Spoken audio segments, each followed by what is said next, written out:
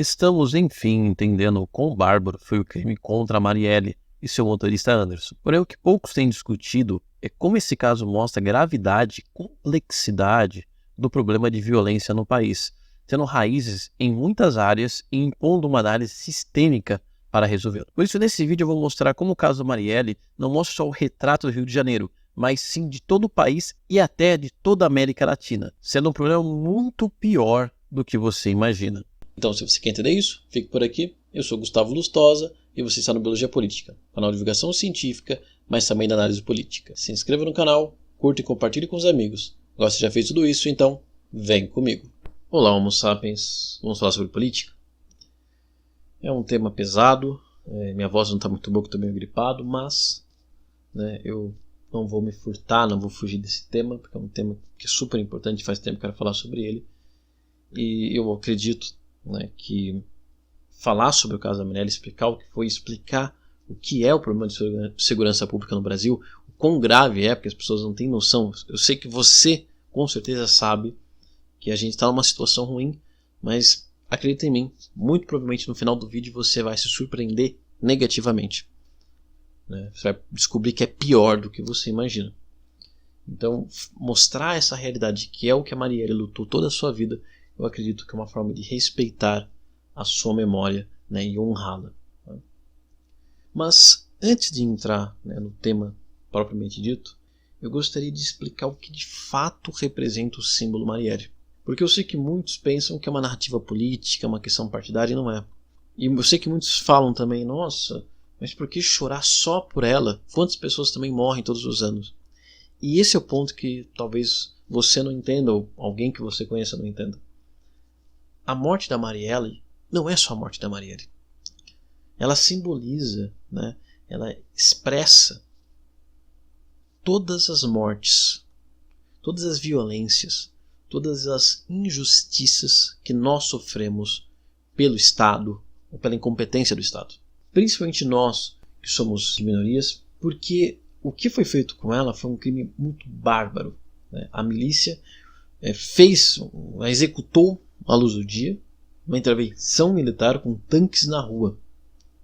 E eles fizeram isso porque eles tinham certeza da impunidade. E só não ocorreu porque houve uma pressão popular, houve a pressão do governo federal e o trabalho da Polícia Federal. Senão, eles realmente teriam sido impunes. Agora pense, se eles fizeram isso com uma figura pública, o que eles não podem fazer comigo ou com você? A deputada, inclusive, Talíria Petroni, ela fez um comentário fantástico, muito bom, de que a bala que a acertou era uma bala do Estado. Isso está completamente correto, porque, como eu já vou explicar mais detalhes, foi descoberto que os mandantes do crime foram os irmãos Brazão. Um é deputado federal e outro é membro do Tribunal de Contas do Rio de Janeiro. Eles tiveram ajuda, foram acobertados pelo chefe da delegacia dos homicídios naquele momento, que era o Ricardo, que foi curiosamente colocado no cargo pelo general Braga Neto. A participação do Braga Neto ainda não tem provas, ou de alguém do exército, mas aconteceu isso. E os executores foram 2 ex-policiais. Então veja, nós temos deputados, temos judiciário, polícia estadual, temos ex-policiais, temos milícias, vários membros do Estado. E mesmo aqueles que não cometeram crime, o Estado ele falhou em protegê-la e quase falhou em descobrir e punir os autores. É por isso que ela representa todos nós, e o seu nome e seu legado nunca podem ser esquecidos, para mostrar que ela não foi em vão e outros e outras surgirão como ela. Entendendo isso, podemos olhar para o caso mais a fundo. O que também foi descoberto é que os irmãos Brazão, somente envolvidos com a milícia, eles queriam aprovar uma lei que queria legalizar os casas e empreendimentos que foram feitos, boa parte pela milícia, lá na Zona Oeste. E a Marielle era contra. Então, por envolver algo com muito dinheiro e eles terem a ajuda do Rivaldo, eles resolveram cometer esse crime. E o Rivaldo, ele, além de ter feito esse ato horrível, ele teve a frieza de se fingir amigo da família. Inclusive, ele se fingia amigo da própria Marielle quando ela estava viva. Ela e o Freixo confiavam, confidenciavam os que eles descobriram durante a CPI das milícias.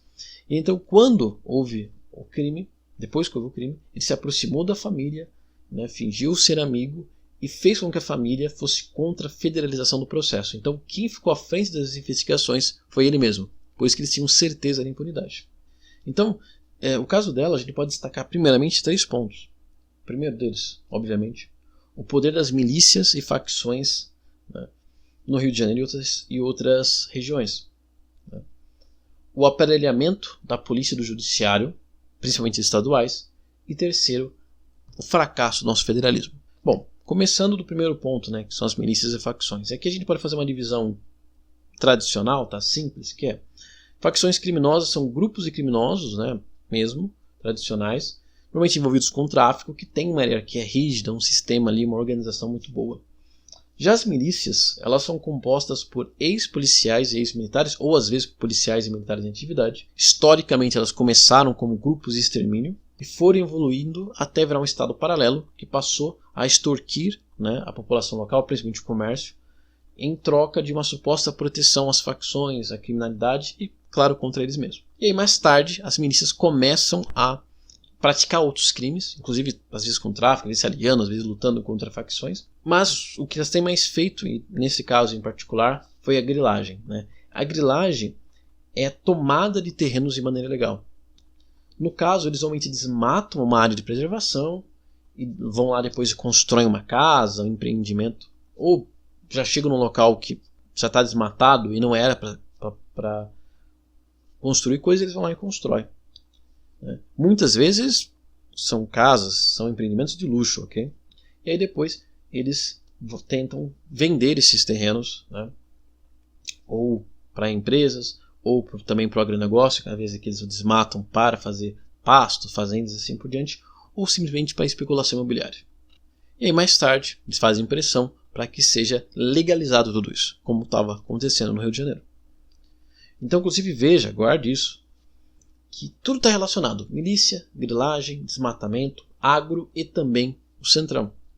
E aqui é importante uma coisa também a gente entender, porque no caso do Rio de Janeiro, as milícias têm muito mais poder que as facções. Falando em área territorial, as milícias controlam, pelo menos na última vez que eu vi, mais de 57% da cidade, enquanto as 3 maiores facções dominam 15%. Porém, né, em outros locais, como a gente vai discutir, as facções têm mais poder ou mais influência. E aí, começando do último ponto, porque é um tema caro para mim, que é a federalização. Né?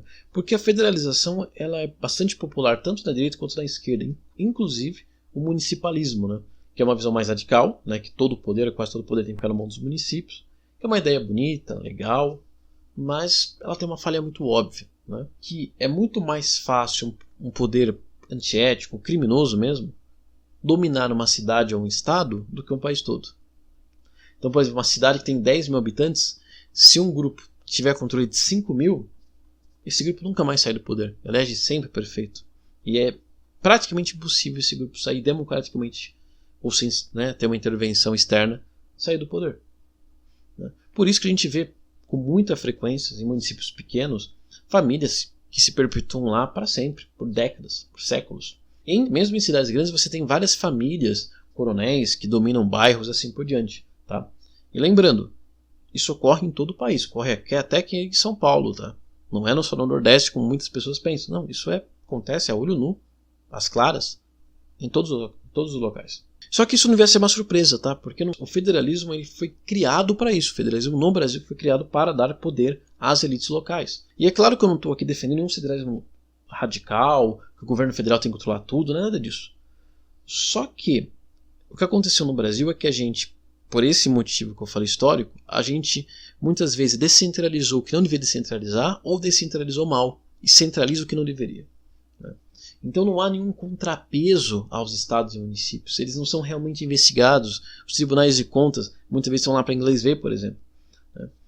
E não há nem mesmo critérios para que só sejam feitos, criados ou mantidos estados e municípios que sejam viáveis e autossuficientes, tanto economicamente quanto democraticamente. E aí, então, na prática, o que a gente tem feito é dar poder aos estados e municípios e esse poder acabar caindo na mão do crime, né? Ou movimentos autoritários ou amadorismo. Sem falar que a gente tem muitos problemas, né, que não são resolvidos facilmente localmente, mesmo que o município, o estado faça tudo certinho.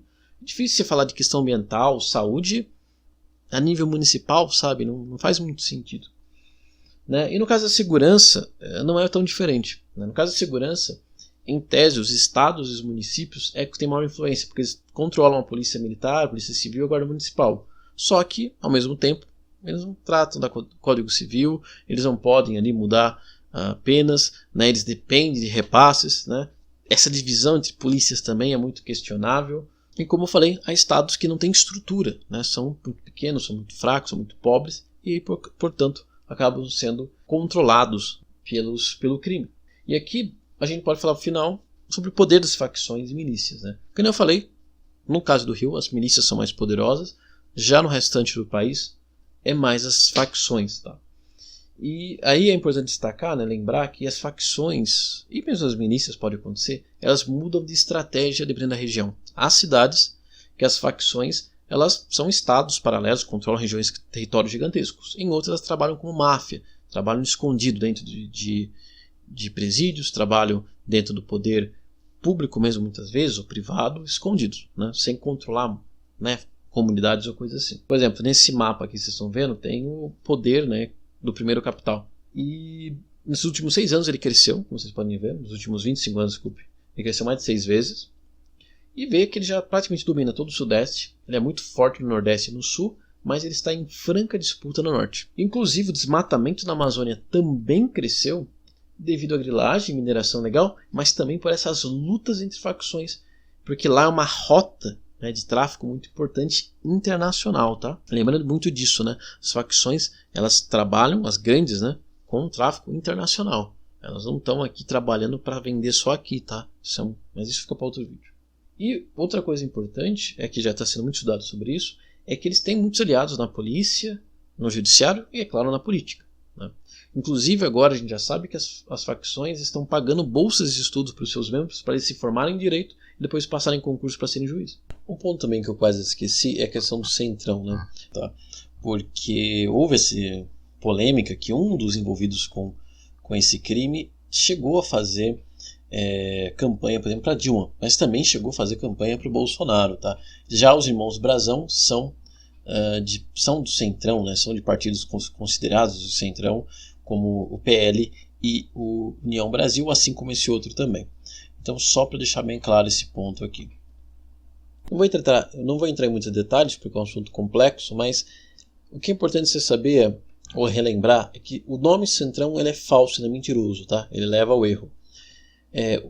O que eu chamo de Centrão são os políticos fisiológicos, né? São políticos que não têm uma ideologia muito clara ou não são fiéis à sua ideologia, não são eleitos ou reeleitos por ideologia, ou programas ou ideias, mas sim são eleitos por favores e usar a máquina do Estado. Então eles empregam aliados, eles dão benefícios a grupos que nem agro, bilionários, etc., que vão financiar as suas campanhas e vão comprar voto, por exemplo, etc. Então isso é do Centrão.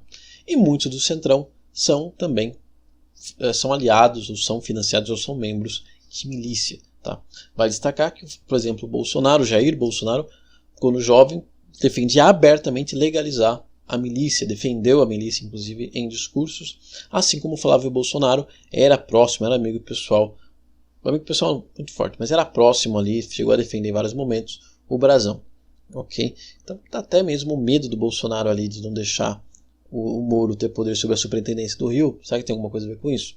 Não sei, mas é muito provável sim que a família Bolsonaro tenha alguma relação com essas pessoas. Na verdade teve, eles chegaram a fazer campanha junto, mas tem alguma relação mais profunda ainda, tá? Mas para saber qual se vai ser descoberto alguma coisa, só o tempo vai dizer. E aí fora do Brasil a situação é ainda pior. Por exemplo, o Equador praticamente entrou numa guerra civil contra as facções. O estado do Haiti faliu, não existe mais um estado. Você tem brigas agora de gangues, facções. O México é conhecido mundialmente como narco-estado, ou seja, as facções governam o país de fato, não é mais o governo federal. E não é à toa, né, tudo isso, que a América Latina ela possui 8% da população mundial, mas 28% dos homicídios ocorrem aqui. Ou seja, nós somos a região mais violenta do mundo, mesmo que haja regiões mais pobres e às vezes mais desiguais, como na África, no Oriente Médio ou outras regiões da Ásia. Inclusive, os 13 países com maior proporção de homicídio são Jamaica, Santa Lúcia, África do Sul, Lesoto, Venezuela, Honduras, Trindade, Tobago, Bahamas, Equador, Belize, Colômbia, México e Brasil. Veja, só 2 países não são latinos.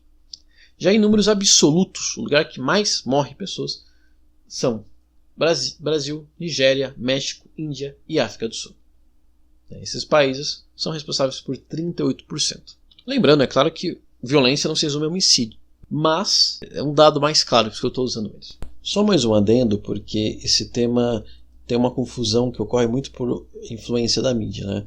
A mídia ela vende que houve uma grande redução dos homicídios aqui no país, e de fato houve essa redução, mas diferente do que parece na mídia, a gente não deixou de estar numa situação calamitosa. Pra vocês terem ideia, em 2016 foi o pior ano nosso nesse sentido, tendo mais de 62 mil vítimas aqui. Só para vocês terem ideia quão absurdo é esse número, a guerra civil na Síria, que foi uma das piores guerras dos últimos anos, que durou, aliás, ela ainda dura, mas assim, está num nível muito menor que antes, mas o auge dela durou 10 anos, envolveu 4 países, tinha ISIS, tinha terror, tinha separatistas, tinha de tudo ali. Os cálculos variam de 300 mil a 500 mil vítimas em civis em 10 anos. Então, é muito fácil de fazer esse cálculo, morreu entre 30 mil a 50 mil pessoas no ano. Isso quer dizer que no Brasil morreu mais pessoas por violência urbana, né, violência em geral, mais do que morria numa guerra civil, tá? Só para vocês terem ideia. Então veja, a gente saiu de uma situação calamitosa mesmo, saiu de 60 mil, só que depois de 2019 a gente entrou num platô, essa redução praticamente já parou, a gente não saiu dos 40 mil, que ainda nos deixa entre primeiro, segundo ou no mínimo terceiro lugar no ranking mundial de homicídio. Então infelizmente nós apenas saímos de uma situação muito terrível e estamos numa situação terrível agora. Assim fica claro que a situação do Rio de Janeiro, onde você tem milícias e facções que controlam mais a região do que o próprio Estado, onde já houve um grande aparelhamento da polícia, do judiciário e das forças políticas, e onde há um envolvimento, uma influência direta entre agro, milícia, grilagem, desmatamento e o Centrão e outras forças políticas tradicionais, infelizmente não é algo só dali, mas sim de todo o país e de toda a América Latina em algum nível. E por isso que a história da Marielle, todo o seu legado deve ser mantido e deve servir para a gente como inspiração, mas também como um exemplo do que nunca mais pode acontecer e o sistema que nós temos que destruir para que não ocorram mais vítimas como ela. Agora, o que exatamente deve ser feito? Por onde devemos começar? Fica isso para um próximo vídeo. Se você gostou, convido então você curtir, compartilhar, se inscrever no canal, me seguir nas outras redes sociais e deixe suas críticas, sugestões, pedidos aqui nos comentários. Sua ajuda conta muito. Então é isso. Valeu. Falou.